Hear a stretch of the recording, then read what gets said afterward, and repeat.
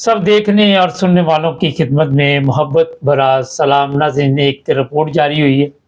अरफान अहमद खान साहब हमारे साथ हैं। पाकिस्तान जो कि इस्लाम का किला है, इस्लामी जमहूरिया पाकिस्तान, वहाँ पे क्या चल रहा है? खान साहब, क्या कहती है ये रिपोर्ट? देखिए, रिपोर्ट के अंदर यही उन्होंने बताया है कि पाकिस्तान जो है वो करप्शन में मजीद आगे बढ़ गया है। मतलब पाकिस्तान में करप्शन बढ़ गई है।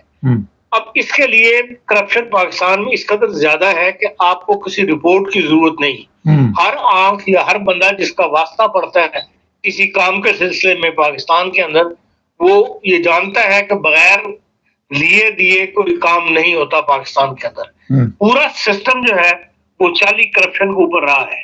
आपने कोई काम करवाना है तो आप उसके लिए उसकी कीमत अदा करें, आपका वो काम हो जाएगा। नहीं तो उसमें 100 रुकावटें जो है वो खड़ी कर दी जाती हैं। ये एक अरसे से पाकिस्तान का कल्चर बन चुका हुआ है और इसमें आहिस्ता आहिस्ता जो है वो इजाफा हो रहा है।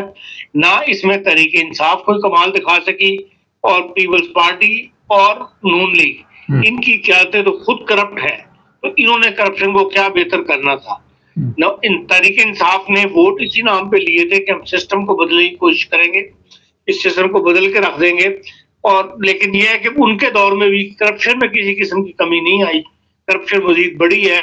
इसके लिए जो सुबह सराद है खैबर पख्तूनख्वा, उसके मामले में अक्सर रिपोर्टें वगैरह पढ़ने को मिलती हैं, ये अक्सर बयानात सुनने को मिलते हैं कि भाई वहां पे किस कदर करप्शन है। और ये करप्शन पूरा पाकिस्तान के अंदर जो है और इसको बतदरीज बढ़ाया जा रहा है। और जो हमारा उलमा का तबका है, क्योंकि उनका ख्वाहिश यही है कि वो इक़्तिदार पर कब्जा करें, उनकी प्लान यही है कि उन्होंने इक़्तिदार पर कब्जा करना है वोट की ताकत से, नहीं तो फिर दरा धमका के अपनी स्ट्रीट पावर शो करके। इसलिए वो भी इस करप्शन के अंदर बराबर के शरीक है और वो चाहते हैं करप्शन बढ़े। अभी जो फजल रहमान ने 2 दिन पहले तख्त भाई मर्दान के अंदर जो तकरीर की है, उसका किसी ने नोटिस नहीं लिया। और वो कहता है कि हमने अपनी जदोजहद नहीं छोड़ी, सियासी जहाद के रास्ते पर कायम है। आज तक तो जहाद का रास्ता जो था दीन के मालिक वो होता था। अब ये भी हो गया है कि जहाद के लिए सियासी जहाद भी का रास्ता भी इन्होंने इख्तियार करना शुरू कर दिया है। सियासी जहाद सिवाय इक़्तिदार पे कब्जे के और कोई नहीं है। और वो कह रहे हैं कि अब सूबाई असम्बलियों से भी हम मुतारक से कानून जो है वो पास करवाएंगे। अगर सूबाई असम्बलियां भी इसमें इन्वॉल्व हो जाती हैं और उन्होंने वहां भी ऐसे कवानीन अपनी मर्जी के पास करवा लिए, अपनी धौंस चला ली, तो फिर तो पूरा मुल्क उनकी गिरफ्त में चला गया, सारा कानून ही।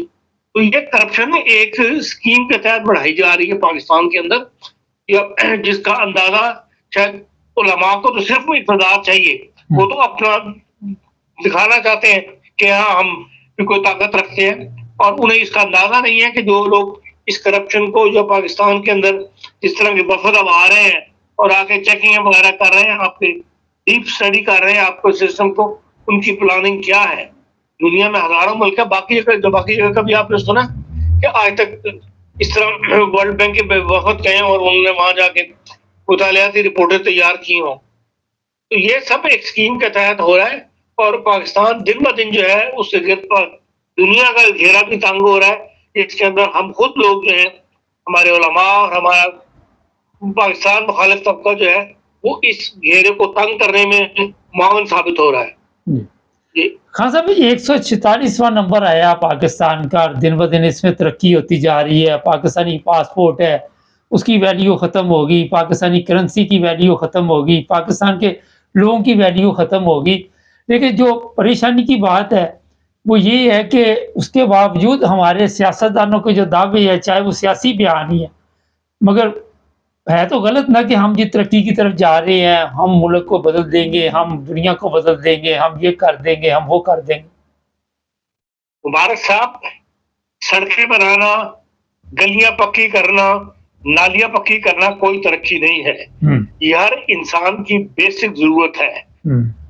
यही आज तक हमारे सियासी हुक्मरान जो है वो करते रहे हैं। इससे ज्यादा उन्होंने क्या किया है?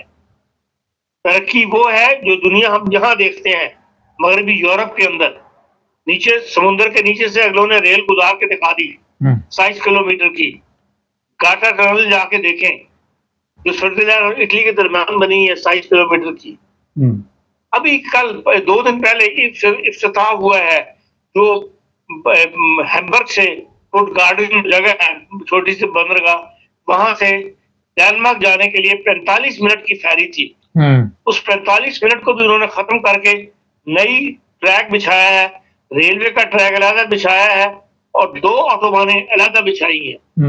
11 मील की टनल बनाई है समुद्र के नीचे 130 फुट की गहराई के ऊपर। खर्चा कितना आया है? 6.4 बिलियन पाउंड। ये होती है तरक्की। अब वही 45 मिनट का सफर जो है वो ट्रेन 7 मिनट में तय करेगी और कार जो है वो 10 मिनट में तय करेगी। स्कैंडिनेविया को यूरोपियन सेंट्रल यूरोप से मिलाने के लिए ये पैसा खर्च किया गया। ये होती है तरक्की। हम तो अभी बेसिक तरक्की क्या है, हम तो बेसिक जरूरियात जो है वही अपने आवाम की पूरी नहीं कर सके। हम दुनिया को ये नहीं समझा सके अपने आवाम को कि भाई मुल्क के अंदर अगर आबादी बढ़ती रहेगी तो वसाइल के मुताबिक आबादी बढ़नी चाहिए। अगर वसाइल के मुताबिक आबादी नहीं बढ़ेगी तो मुल्क की तरक्की जो है वो रुकी रहेगी, हम मुसीबतों का शिकार रहेंगे। हम तो ये बावर करवा नहीं सके। हाँ साहब, ये तरक्की जी। यहाँ पे एक सवाल है, मैंने वो देखा है, एक ग्रीन सड़क बनाई है बाइक के लिए मरियम ने और अपने बोर्ड लगाए हुए हैं, किसी को रेडी लगवा दी, उसकी दुकान करा के तो उसकी रेडी पे भी अपनी तस्वीर लगा दी है। ये जो टनल बना है जो अभी आपने बताया, या जितने भी यहाँ तरक्कियाती काम, वहां भी तस्वीरें लगती हैं लोगों की जो वजीर आजम होते हैं। वो किसी को ना कोई उसका इफ्तिताह करने के लिए जाता है और ना वो कोई तख्ती लगती है कि जी फलाने के दौरे हुकूमत में ये चीज बन गई। जिस दिन चीज मुकम्मल हुई उसको खोल दिया जाता है, उस पर काम शुरू हो जाता है, उसी वक्त उसकी सर्च शुरू हो जाती है। ये हमारा ही कल्चर है कि जगह जगह पे जो जरा सी चीज करवाओ उसको ऊपर अपना पट्टी लगा दो और बाद में उसी तख्ती के ऊपर जो है वो लोग अपना इश्तिहार चिपका के चले जाते हैं, किसी को पता भी नहीं होता। हाँ सर, ये जो जुल्म हुआ है, मैं कल देख रहा था कि लोगों की दुकानें कराई गई, कहते हैं कि 1947 से भी दुकानें थी और अब उनको रेहड़ियां दी गई हैं। एक बंदे की 4 दुकानें थी, वो गिरा दी गई, उसको एक रेहड़ी पकड़ा के उस पे मरियम की तस्वीर लगी हुई और इससे बेरोजगारी में इजाफा हुआ है। तो इसका कोई मुतबादल करेगी पाकिस्तानी गवर्नमेंट? देखें, हमारा हर काम जो है वो प्लानिंग के बगैर होता है। यहाँ हर काम मगरबी यूरोप में प्लानिंग के साथ होता है। जो चीजें उन्होंने यहाँ पर करनी होती हैं उसका साल पहले अनाउंस हो जाता है कि अगले साल ये किया जाएगा।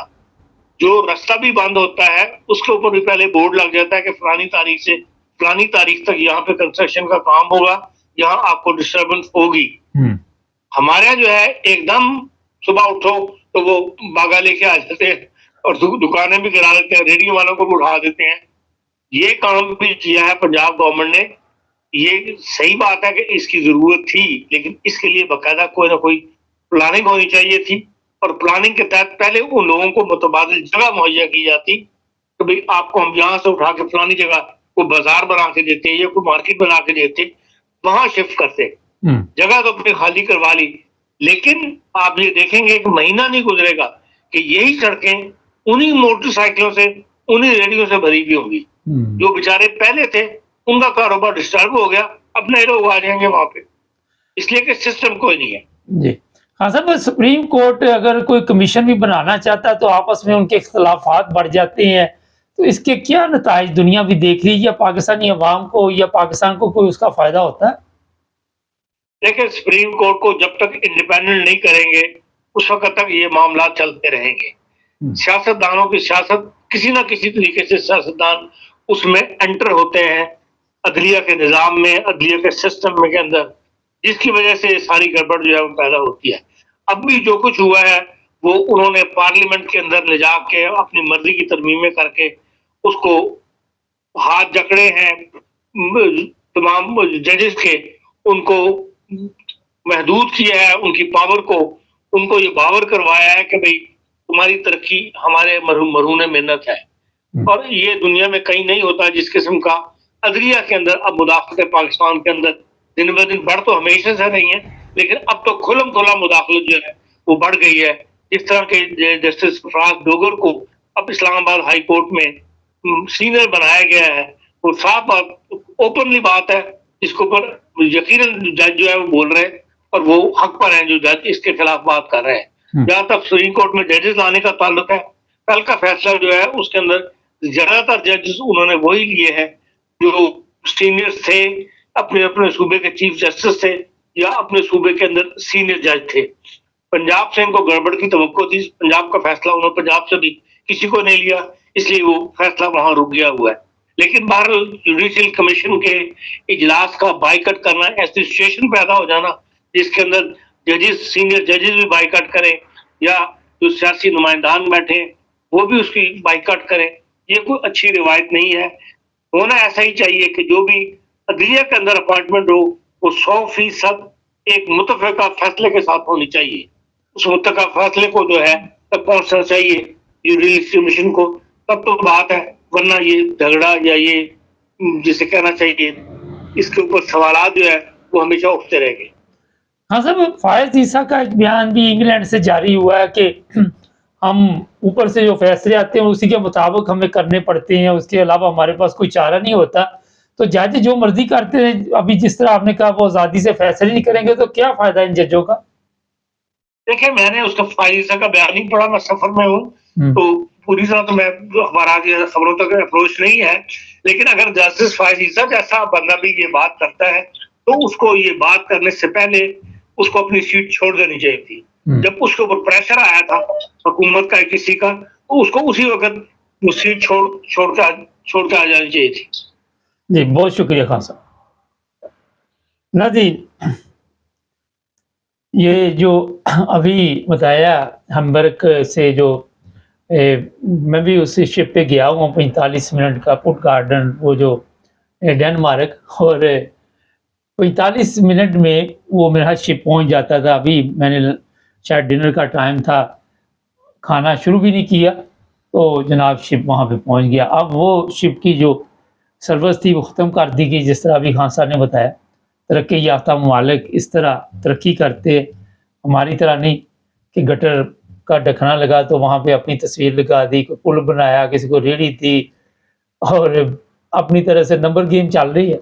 लेकिन जो रिपोर्ट जारी हुई है 146वां नंबर बददियानती में पाकिस्तान का, IMF वाले वहाँ पे बैठे हुए हैं, वो क्या इसका रद्द-ए-अमल देंगे, देखते हैं। चैनल को सब्सक्राइब करें, जुड़े रहें हमारे साथ।